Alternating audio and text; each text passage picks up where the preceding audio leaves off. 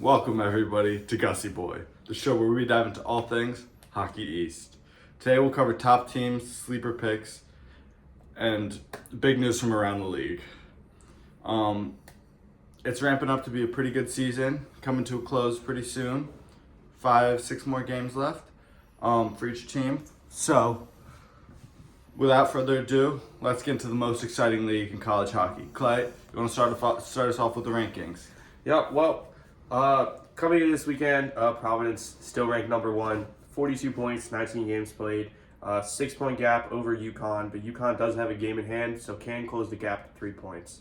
It's important to note that Northeastern broke Providence's 10-game winning streak. 9-game win streak that was going to be 10.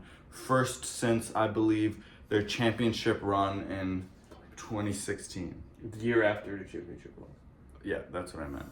But, so big of the Northeastern Huskies to take game one, really convincing stuff 4-2. Unfortunately, couldn't follow through, and, did not take the second game. But Providence dropping points in the title race, but still 6 points clear at the moment.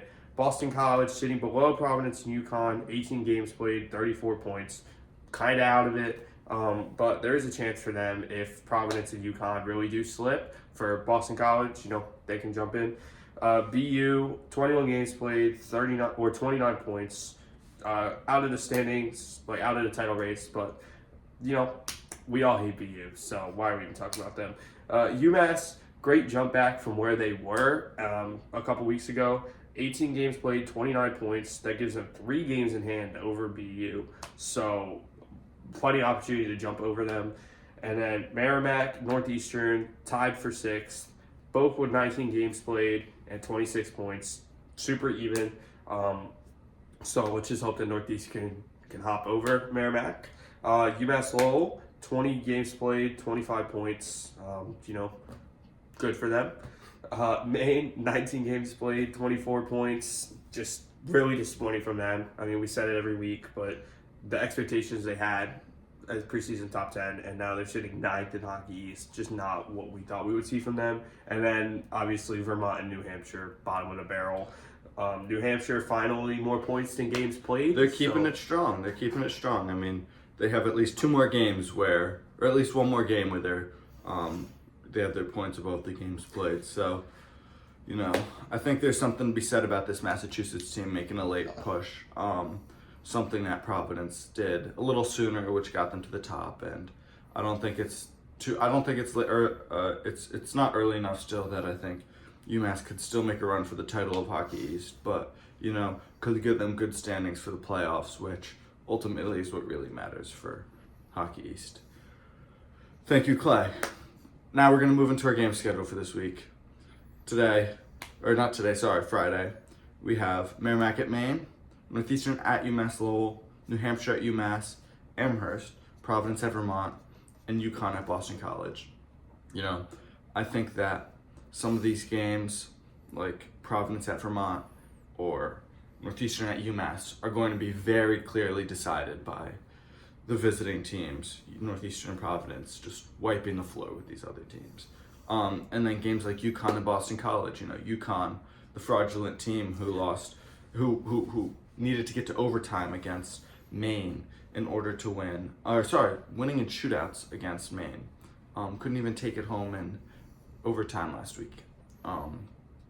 So that's gonna be a game we hope they both lose. And then other games, New Hampshire, Massachusetts. Nobody ever wants to be there at those schools. So hopefully they don't cover those games. Now for Saturday, very similar lineup. BC at UConn, switching the tables. Same thing as the night before. Northeastern at Lowell, also same thing as the night before, except Northeastern's going to win again. And Merrimack at Maine. I think we have Merrimack taking this one here. Small school, but they do a good job playing against big teams.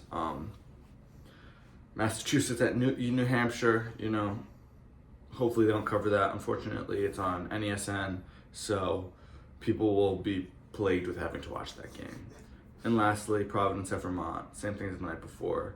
I think this weekend is just going to cement Providence's spot on top. And yeah. Well, I think we can't undersell Maine's atmosphere here. I think that that's going to play a part against Merrimack.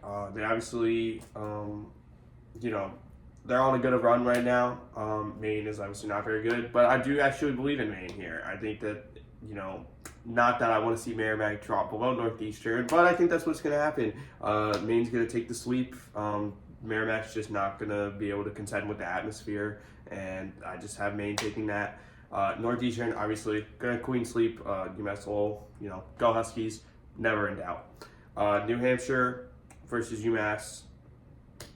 I think we just have to go UMass. UNH, terrible. And then, once again, Providence really is just going to cement themselves at the top of the table. Thank you, Clay. When Maine wins, they win big. So I think that having a 2-game series for them is going to be big if they can take the first one, really, really destroy the confidence of their opponent over at Merrimack, especially first game at home.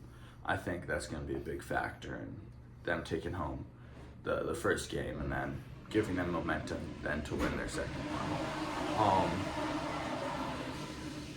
We still have not received funding for Clay's transportation services, so we're going to give Clay a moment to talk about why he needs them so much. Yep, look, I'm fat. Fat, my knees don't work. So I really need help getting around to the games. Obviously, not having Matthews Arena, it's making it hard for us to support, getting numbers to support. So I think if you want to see us, have us sign your autographs, have us sign your babies, sign your foreheads, whatever you need. Your baby's foreheads. Right. We're just struggling to get these opportunities out to you guys, and I think that it would be mutually beneficial if you were to provide us transportation. Then we could go to the games, meet you guys, and be able to, just meet and greet, do whatever. Especially this weekend up at Lowell, we're going to try and get to the game on Saturday. Friday it's too soon. It's still a harsh subject for this guy, but maybe if we can get proper funding for tickets and transportation, we can make the trip up to Lowell, make it work for this guy.